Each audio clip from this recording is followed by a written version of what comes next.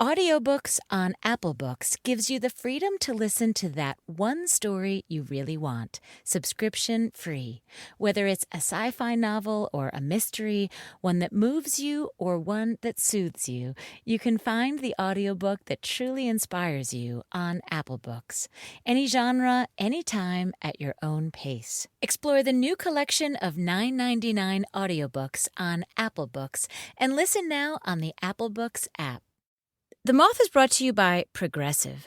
Are you thinking more about how to tighten up your budget these days?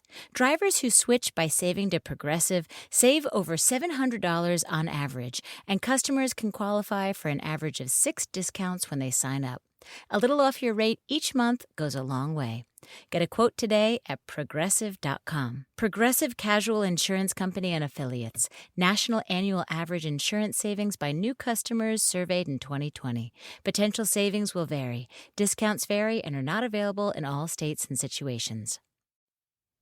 Hey Moth family, join us as we welcome Lin-Manuel Miranda and Chiara Alegria Hudes, the creators of In the Heights, to the Moth main stage. Tune in on Wednesday, June 30th, as we stream live from the historic United Palace Theater in Washington Heights at 7:30 p.m. Eastern. This exciting main stage will feature 5 storytellers, including celebrated writer, actor, and producer Lin-Manuel Miranda, Pulitzer Prize-winning playwright Chiara Alegria Hudes, Led Black, Edgar Ruiz Jr., and more, in honor of the closing night of the Uptown Art Stroll in partnership with the Northern Manhattan Arts Alliance. Get your tickets and be in the virtual room where it happens at themoth.org/virtual mainstage.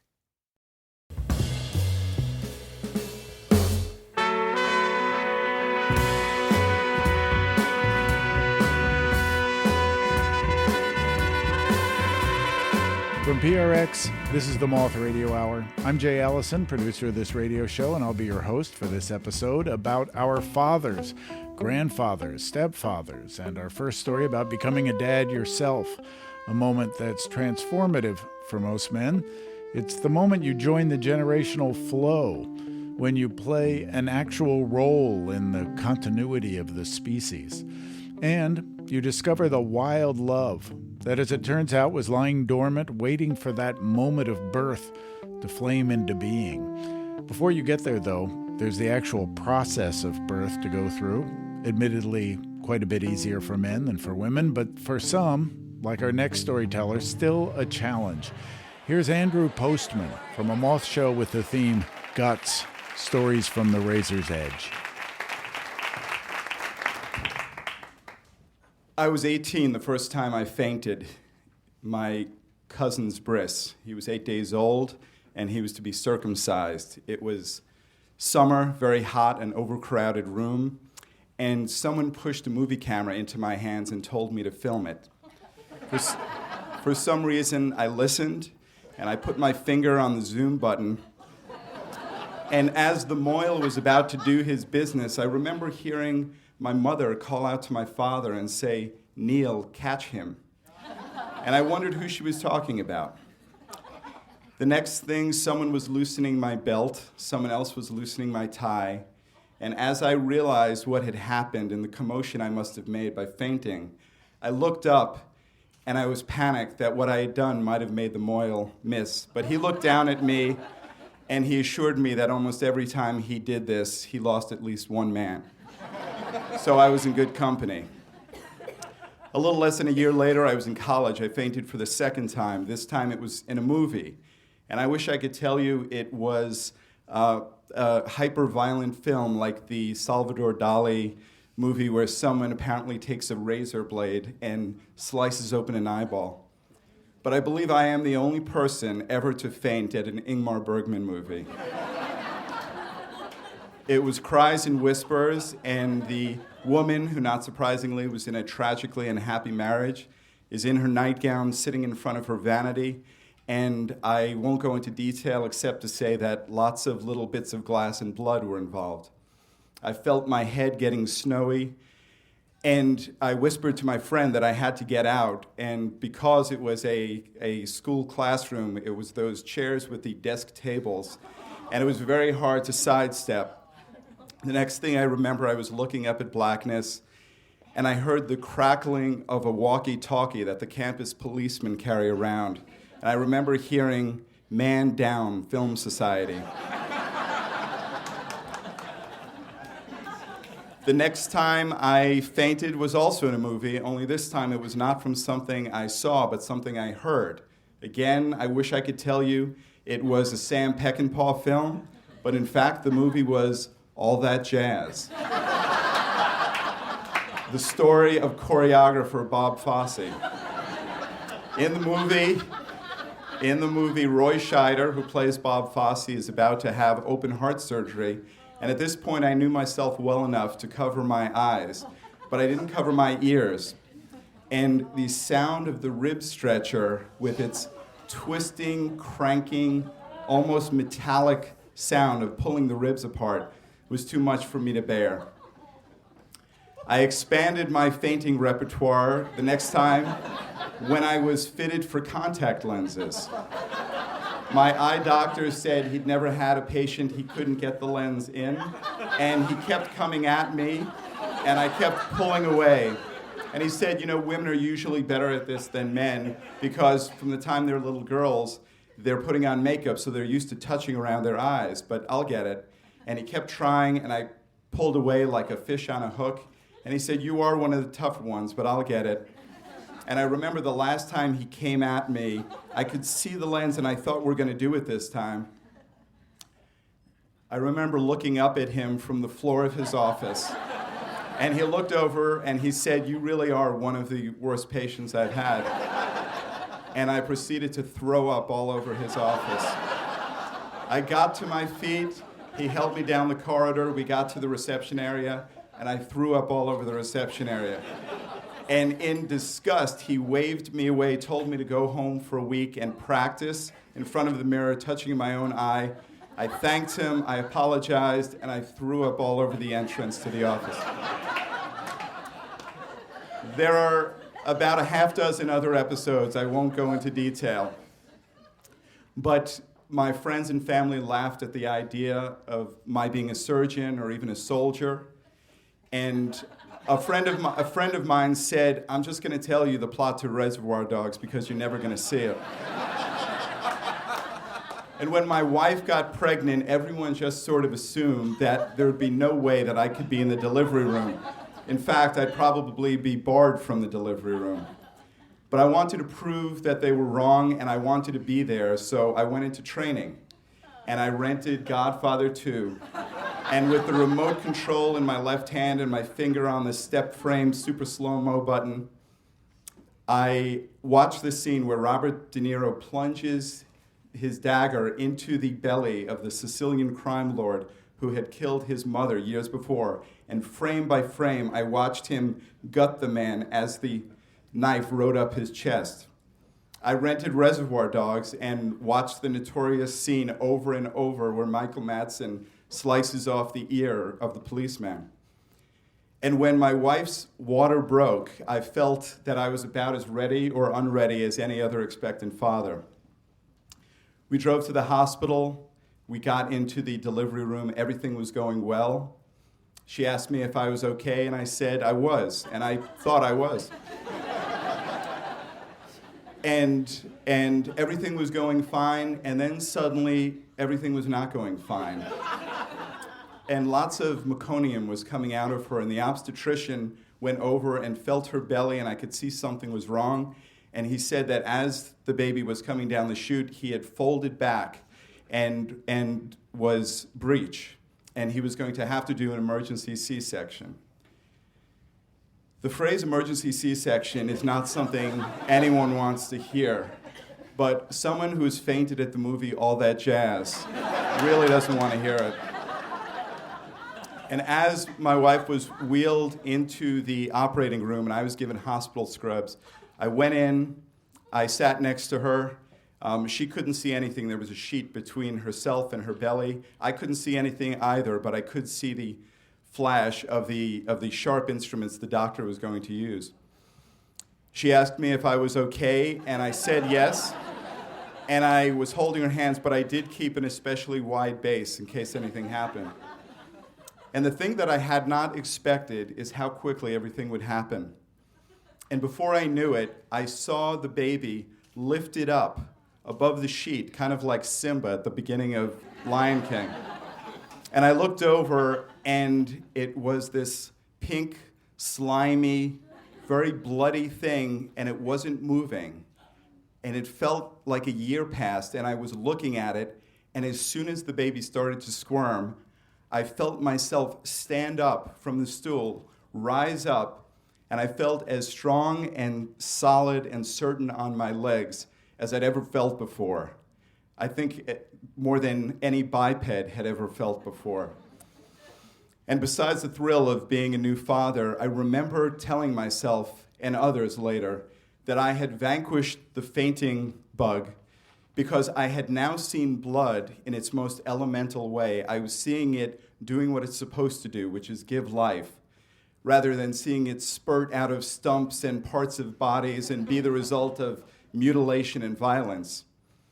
And I think telling myself this made me feel somehow morally pure, as if it was something that it was good that I had gone through. And I wish I could tell you that was the end of the story.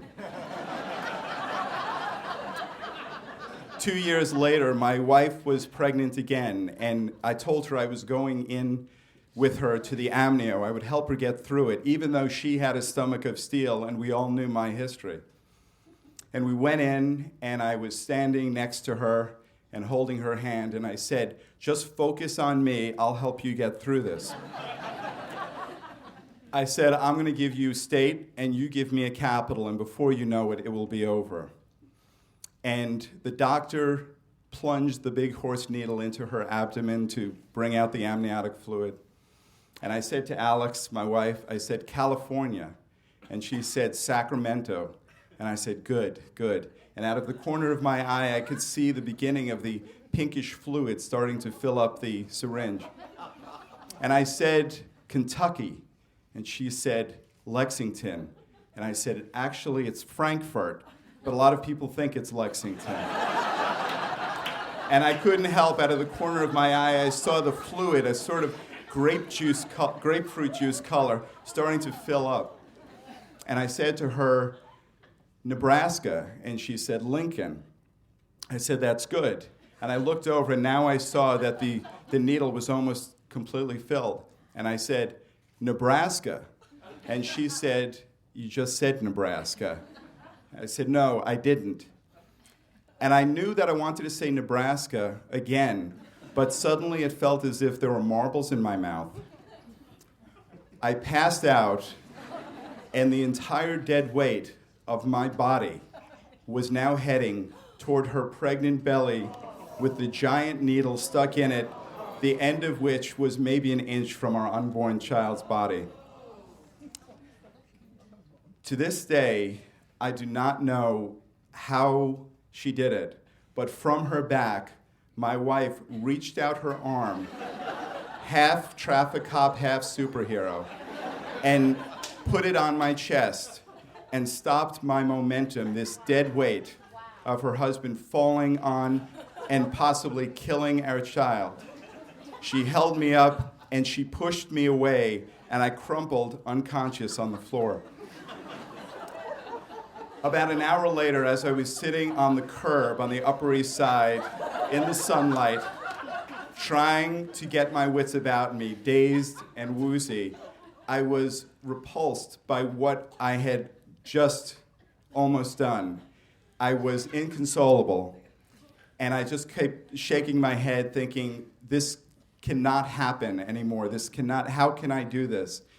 Alex tried to make me feel better, but I thought, this is unacceptable for a grown human being, for a father. It can't happen. And it forced me to think about what fainting really is to me. And what I thought is, fainting is really about skipping time. It's really an end around on the most intense, raw moments in life, real or imagined, a way not to confront them, not to meet them, to get around them. And if it means going unconscious, fine. And I said, this can never happen again, and when those moments come, I will face them, and I will face them even longer than they need to be faced, as a man and as a father. 6 months later, our second son was born. Everything went fine. And the doctor gave me the forceps to hold the umbilicus while he was going to cut it. Normally, I would want to look away. I would want not even to feel the tension. But I remember forcing myself to hold on to it, to feel that kind of eelish, ropey, uneven, curling, pink, bloody tension. And even after he cut it, and I could have let go, I made myself look at it. It was almost like something that had been skinned alive, and yet it was life. And even after he cut it, I held on just for one moment longer. Thank you.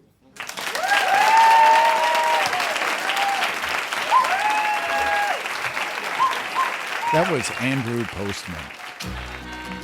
Andrew has written more than a dozen books, including the novel Now I Know Everything. He lives in Brooklyn. Sam, the C-section son, lifted up like Simba, is now a strapping 16-year-old.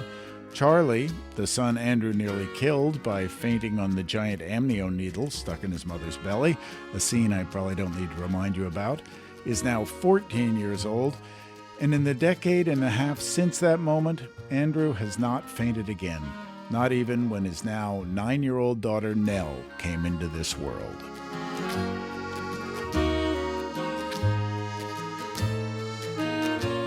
Coming up, more stories of fathers, grandfathers, and stepfathers.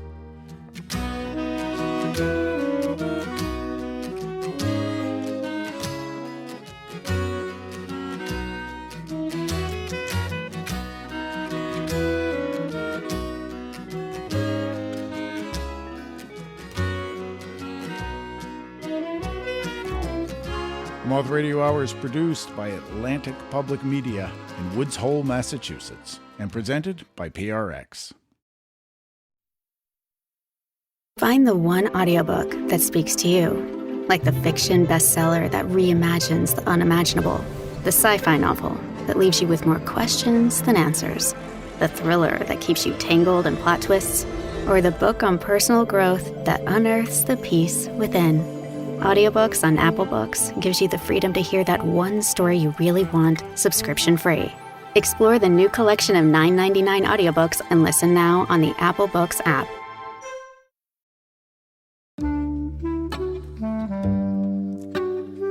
This is the Moth Radio Hour from PRX. I'm Jay Allison.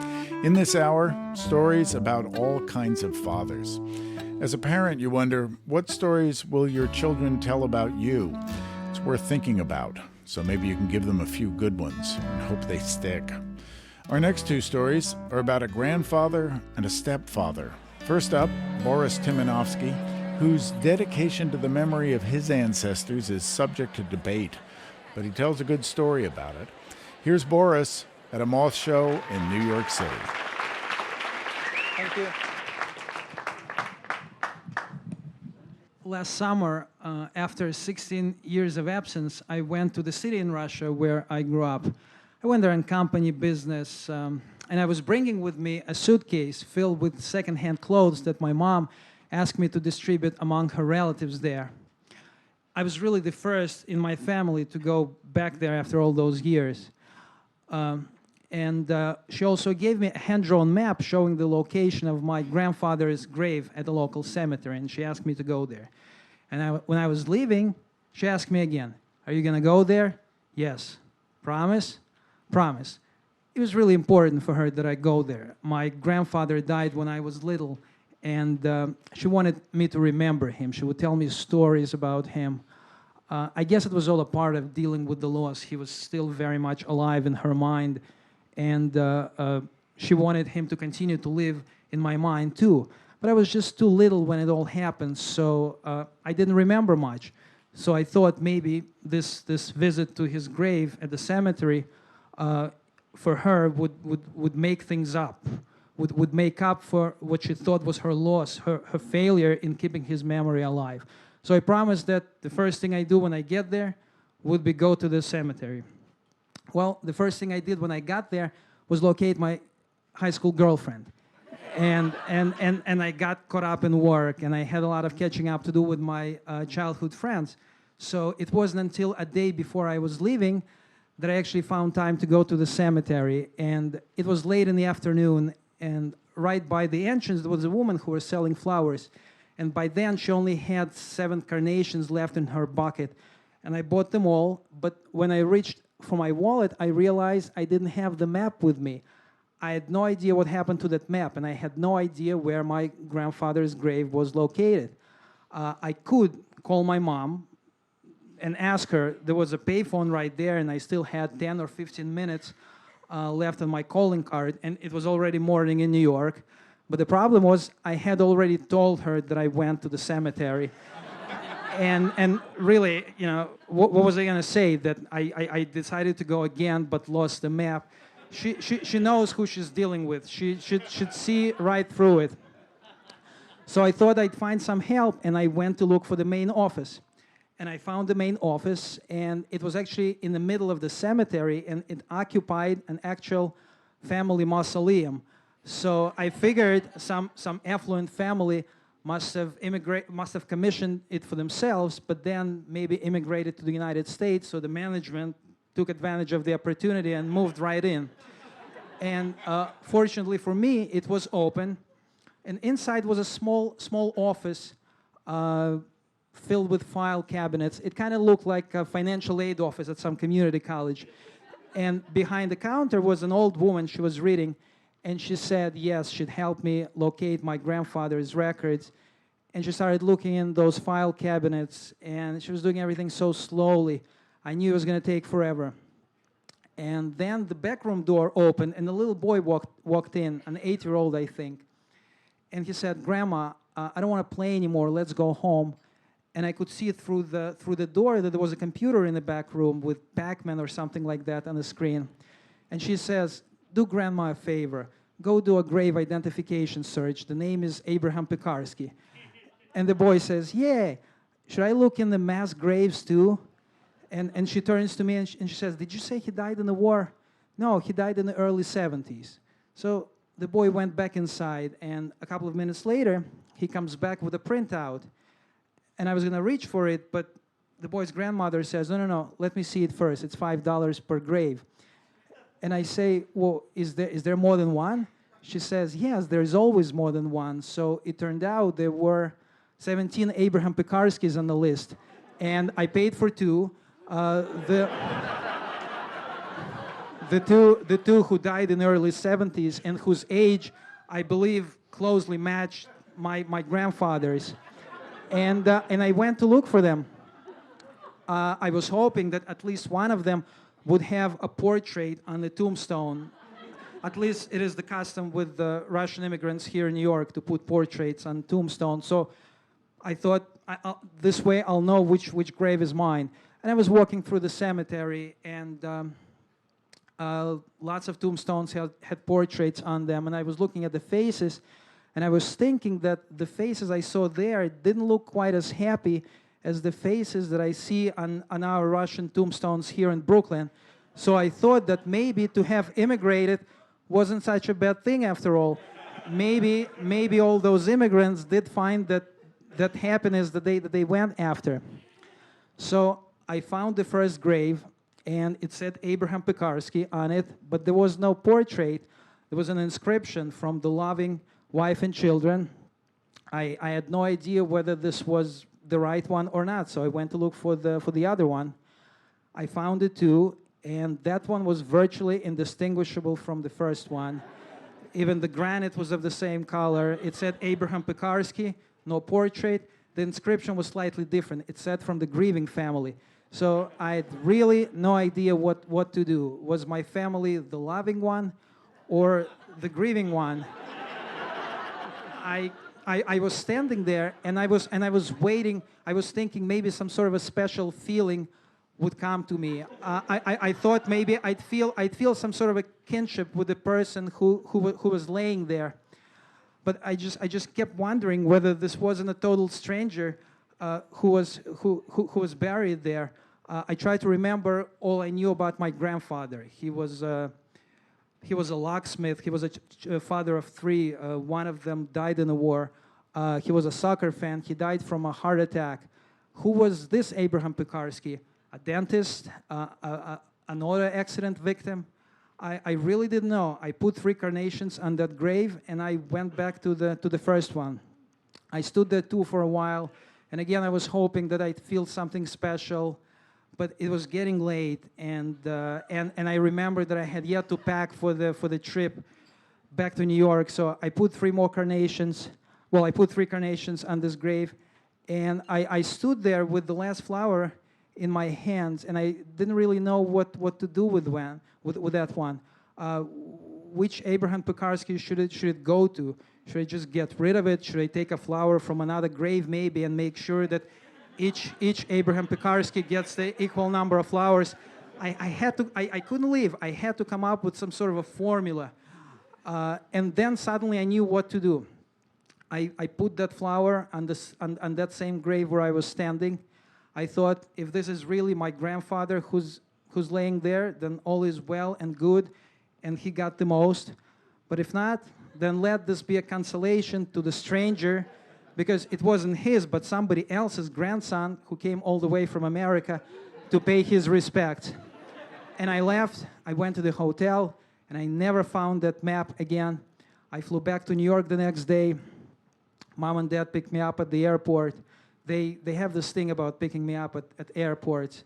Really, I would have been home at least an hour sooner if it wasn't for them. First they couldn't find the parking. Then they went to look for me at the wrong terminal. Then they lost each other. Finally, I found them. And on the way home from the airport in the car, my mom started crying. And I asked, Mom, why are you crying? It's only been a week. And she says, I'm just so happy that you took the time to visit your grandfather's grave. It really means so much to me. I appreciate it. You know, when you called and told me you went there, I thought you were just saying it to make me feel good. But this morning, when I was still in the air, her second cousin, who still lives in Russia, called her and told her that she had just come from the cemetery and that she saw my flowers there. So my mom really knew that I went there. And she stopped crying, and she was sitting there and she was wiping her eyes. And I was thinking, should I ask her how many flowers her second cousin saw? 3 or 4. But then decided that maybe I should just not say anything at all. Thank you.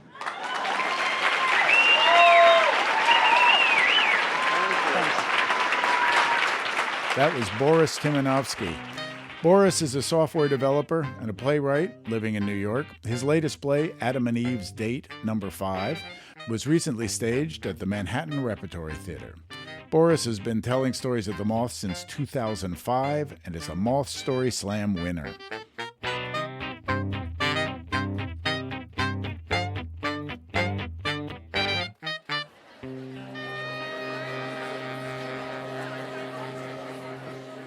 Our next story is about the often unsung member of the paternal order, a stepfather.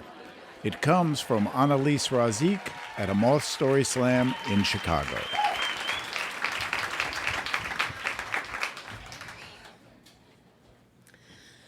I was saved by a large black man with a booming voice and snow white hair. When Bill first saw my brother and I, people were saying there was something wrong with us. But he took one look at us and he said, they're just depressed. I was 7 years old. My Palestinian father had been diagnosed with a mental illness, and there was a lot of insanity going on in our house. And finally, when he started saying that my brother and I were not his real children, my mom decided that she had to move out, and it was sad and horrible. We went to go live with my grandparents, who tried the best they could to instill some order and some calm, but I still felt lost until Bill came along. When I was in 4th grade, Bill moved in with my mom and my brother and I, and everything changed. My mom worked, so he was a stay-at-home dad. He was the cook. He was a writer. He was a great cook. Of course, as a kid, I could have cared less about that. He had raised all of his siblings because his mom worked. And we now had rules in our house. And Bill and I had a very fiery relationship from the beginning. Frequently, our conversations would end with me screaming, "I hate you, I hate you." And he would say, "That's okay, baby, because I love you." Which was infuriating, by the way. And then he would say, "Stick that lower lip out further, I can't quite see it." So I was always pushing the boundaries, I was always grounded, and one of our biggest battles was dinner time. And he wanted me to eat stuff that I did not want to eat, especially vegetables and especially Brussels sprouts. And so I became really good at sleight of hand at the dinner table. You know, I know a lot of kids do this, like you could scoop it off the plate into your napkin and then throw it away at the end of the meal. He caught on to that fast, he's smart. So we started having napkin check before we could leave the table. If I had something with pockets on, I'd like put it in my pocket, which could be disastrous if it had a lot of sauce on it. Then I devolved into, I would chew it up, but I would like pack it into the back of my mouth and then like spit it out when I got up from the table. I was a genius. So this one night we're sitting at dinner and I've got 3 Brussels sprouts sitting on my plate and I'm like, I'm not eating them. And my brother starts arguing with Bill and my mom about something and I said, "Can I go to the bathroom?" And I got the nod because they were distracted. I scooped them into my napkin. I ran into the bathroom, and I was like, this is brilliant. Why didn't I think, like, throw them out during the meal? Don't wait till the meal's over. So I close the bathroom door, run, raise the lid of the toilet, plop them in, and I'm just getting ready to flush the toilet when I hear, bam, bam, bam, don't flush that toilet. I think, like, can this guy see through doors? I mean, it was incredible. And I was like, but I just went to the bathroom. I don't care. Don't flush that toilet. You're going to be grounded for a month. Open this door. Okay, I'm coming. So I stick my hand in the toilet and take them out. I'm like, crap, what am I going to do with these? I mean, the bathroom was like the size of a postage stamp. I'm thinking I could jam them down like the tub, drain, but then maybe I couldn't get them out. If I put them in the towels in the closet, he's going to look through all of them. I was like, what am I going to do? Bam, bam, bam, open the door. And I turned around and I was like, the window. And there's stuff on the windowsill, so I move it. I open the window. I knock out the bottom of the screen. And when I knocked it out and dropped the Brussels sprouts onto our neighbor's driveway 2 floors down, I also knocked out this glass jar of blue rosebud bath soaps that had a big plastic flower on top of it. It was dusty. I don't know how long it had been there. And I heard it crash on the driveway, but I thought he didn't hear it because he's banging on the door. So I closed the window, put everything back, opened the door. And he comes stalking in. He's like, he knows. He looks in the toilet tank. That is good, by the way. I mean, I'm glad I didn't think of it, because, right, he would have found it. But looks in the toilet tank, looks in the closet, and he's just getting ready to leave. And he turns and he looks at the window.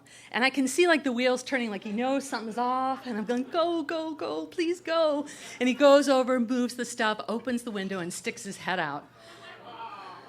And he's hanging out the window, I'm not kidding, for the longest minute of my life. Just hanging there. And then slowly he straightens up, he doesn't turn around, and he goes, go to your room. So later on, years later, when we talked about it, what he told me was that the reason he was hanging out the window so long is that he was trying to contain his laughter. Because when he looked down at the driveway, what he saw was like a sea of broken glass, a big plastic flower, millions of little blue balls, and then 3 Brussels sprouts right in the middle. So Bill, he has Alzheimer's, and he is in a nursing home right now. And I don't know how much he understands when I go to visit him, but recently when I was there, I said, hey, Bill, guess what I had for dinner last night? Brussels sprouts. And he laughed. Thank you.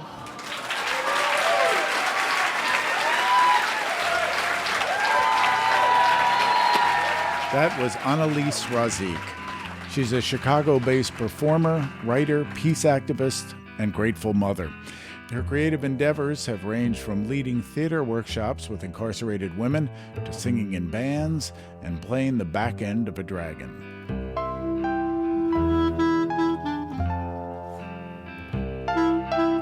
In a moment, our final story about a father tested by extreme circumstances while his daughter bears witness. The Moth Radio Hour is produced by Atlantic Public Media in Woods Hole, Massachusetts, and presented by PRX. The Moth is supported by Green Chef. Make leading a healthier lifestyle easier than ever with satisfying home-cooked dinners from Green Chef. Green Chef's expert chefs design flavorful recipes to give you varied meal plans and plenty of options that work around your lifestyle, not the other way around. Their recipes are easy, fresh, and they make me want to eat healthier. Go to greenchef.com/moth100 and use code MOTH100 to get $100 off, including free shipping. That's promo code MOTH100 for $100 off and free shipping. You're listening to the Moth Radio Hour from PRX. I'm Jay Allison, producer of this radio show. Our last paternally themed story comes from Dory Samadzai Bonner, a storyteller who came to us through our pitch line, which I'll tell you about afterward. Here's Dory, live at the Moth.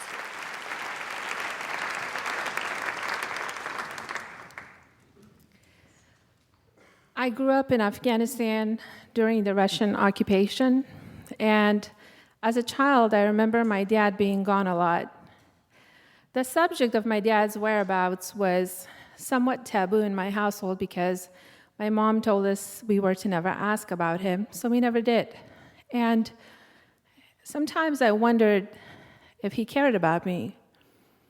Growing up during the war was very difficult because we had bomb explosions and missile attacks on a daily basis in the background of our lives. And by the time I was 10, these explosions were getting closer and closer to the city of Kabul, where we used to live. In fact, sometimes the explosions would be so close that there's a distinct whistling sound that the missile makes right before hitting its target, and you could hear that. In the meantime, there was a rumor about a regime change, which was devastating news for my dad, who was a high-ranking officer working for the current regime. And historically, the new regime takes over by violently dismantling the old regime. My parents were desperate to try to get out of the country, but they couldn't because the government put a lockdown on everybody's visas. They needed everyone to stay and fight the war for them. The only way to get out of the country was on forged papers. In the early 1990s, after a daring escape in the middle of the night, my parents and my brother and I migrated to the US on forged papers and asked for political asylum. This meant that we could stay here temporarily while they reviewed our case. They gave us a work permit and driver's license, social security card, those type of things. So all of us started working, and our family in California helped us get settled. And 5 years fast forwarding, our lives were so normal that the worst thing in my mind at that time was how I could get my mom to let me stay out late, like extending my curfew. And I'm at my first job at the Men's Warehouse, and my dad calls me, and I could hear by this certain excitement in his voice that there was something going on at home, and he tells me, "You need to come home right away because there's a letter from the immigration," and I speak the best English in my household, so he wanted me to come home and translate. And for those of you who've been lucky enough not to be familiar with the immigration system, they don't send you regular updates like, "Hey, still thinking about y'all, haven't forgotten about you." So we were kind of puzzled by this letter, and ultimately decided it was a good letter because they inquired, they sent us this letter without us inquiring about it.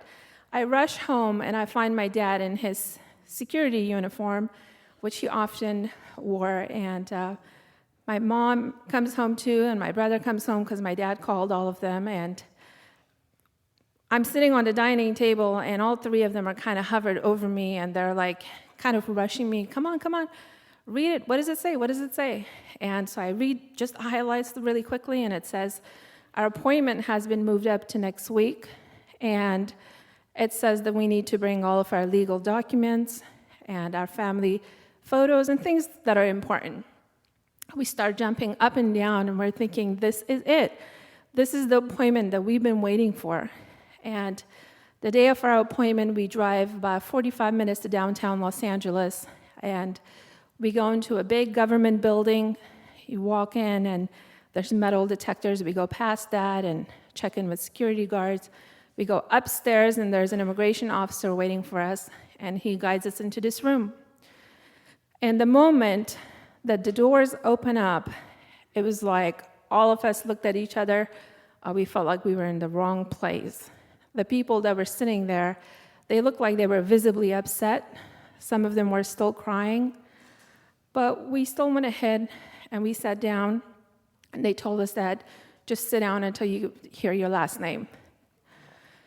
And after a while, my dad asked me to go and ask the security guard how long this appointment was going to take and what were we here for, because he was dressed in his uniform. He needed to get back to work.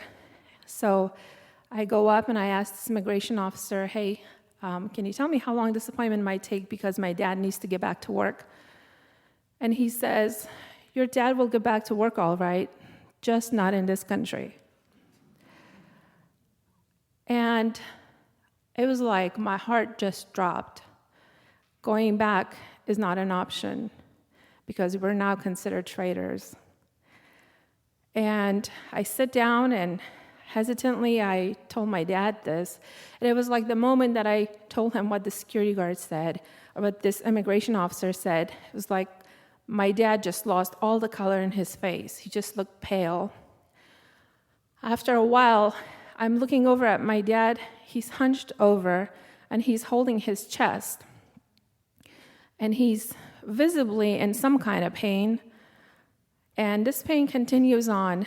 So I get up, and I go up to the same officer, and I ask him if I can use the phone. He says no. And then I ask him if I could use the bathroom, and he lets me.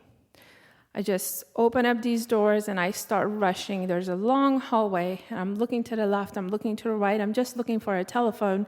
And finally I spot it at the end of the hall, and I grab the phone and I dial our attorney's number.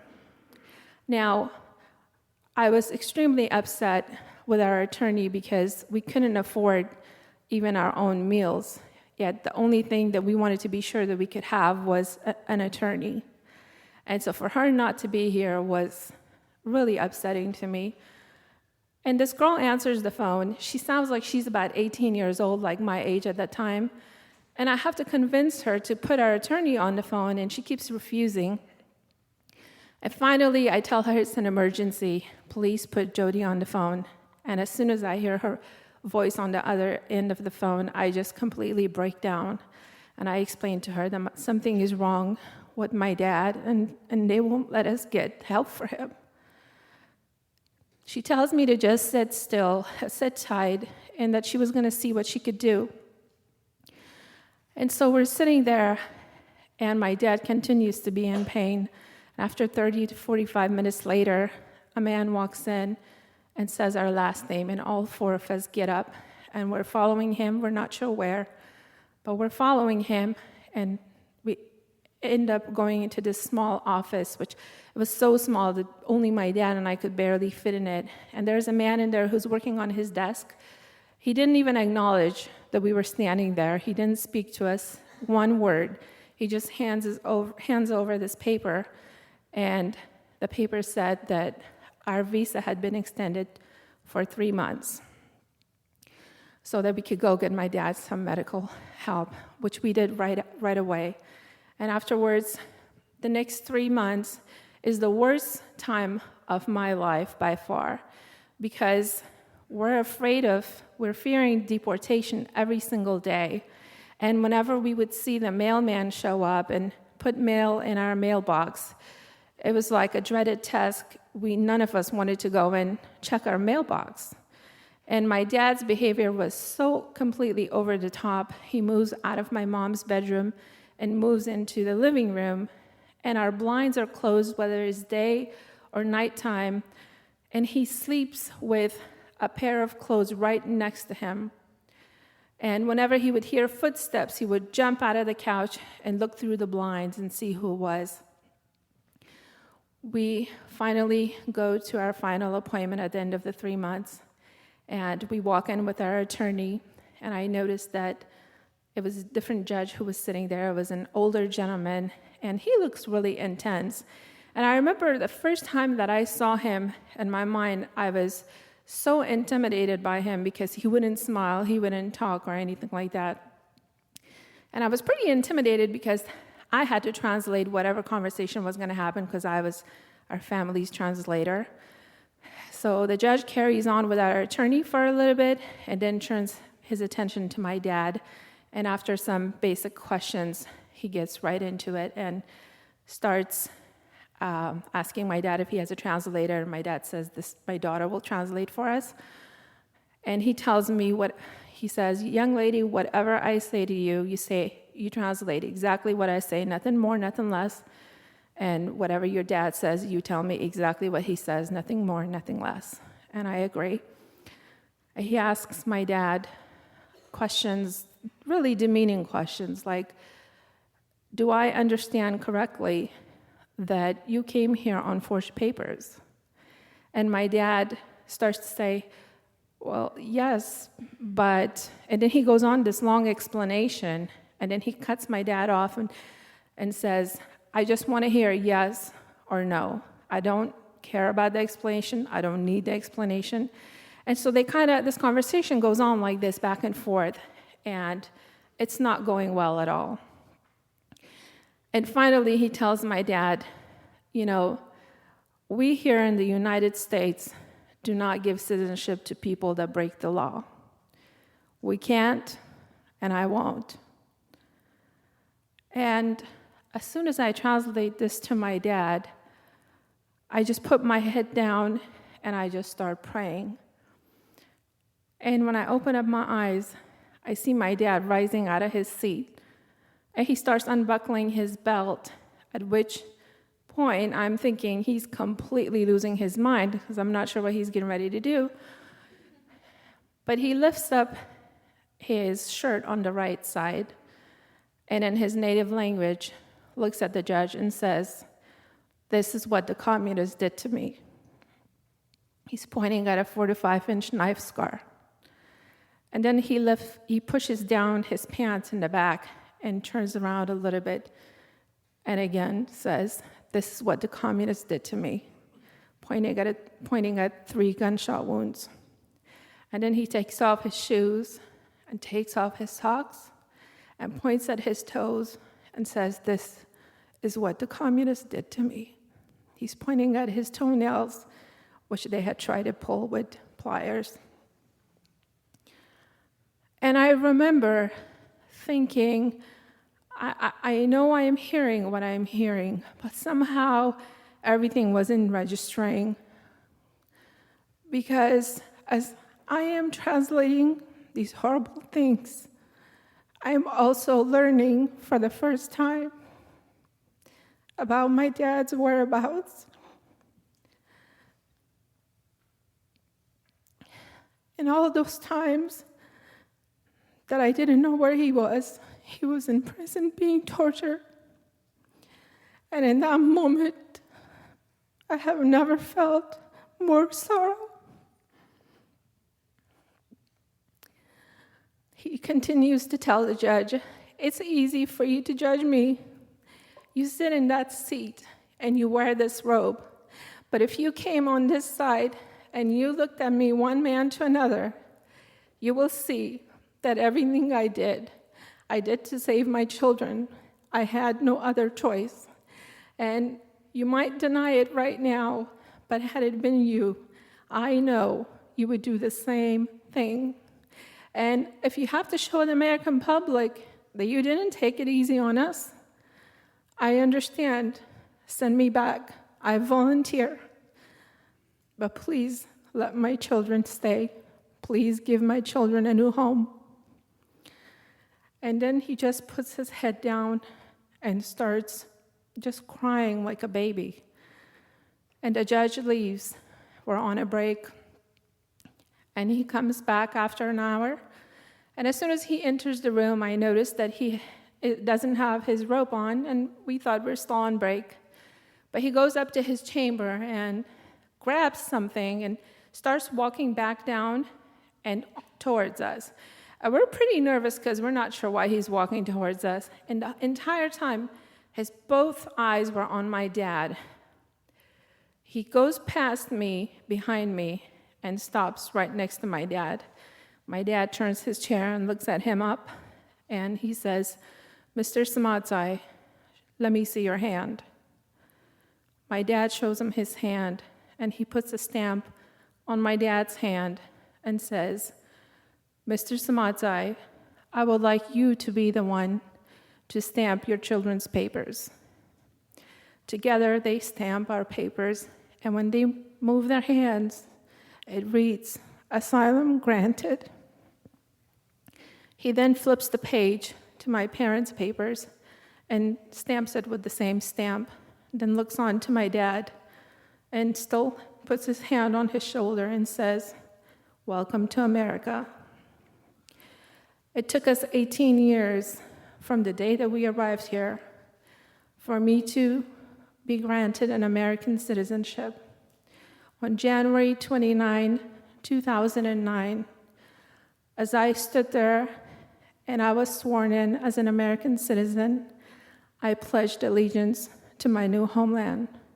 And it is through my children, my 2-year-old son, and my unborn child in my womb, that I will make sure that this gratitude that overflows in my heart every single day will continue to live on long after I am gone. Thank you.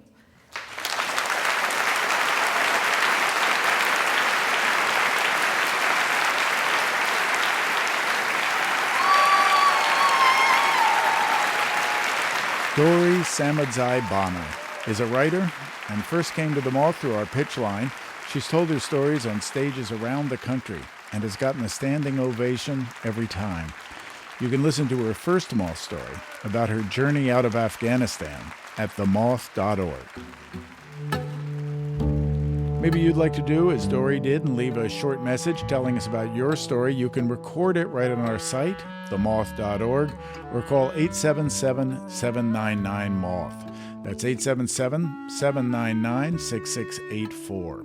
We're also on Facebook and Twitter at The Moth.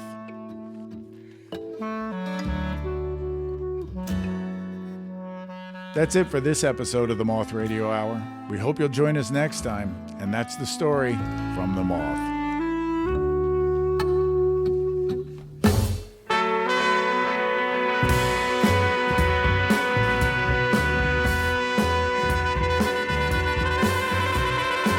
Stories in this show were directed by Catherine Burns and Maggie Sino.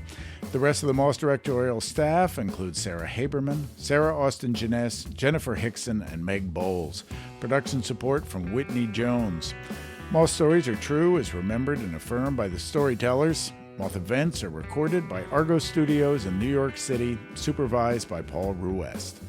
Our theme music is by The Drift. Other music in this hour from Chandler Travis and his various bands. You can find links to all the music we use at our website.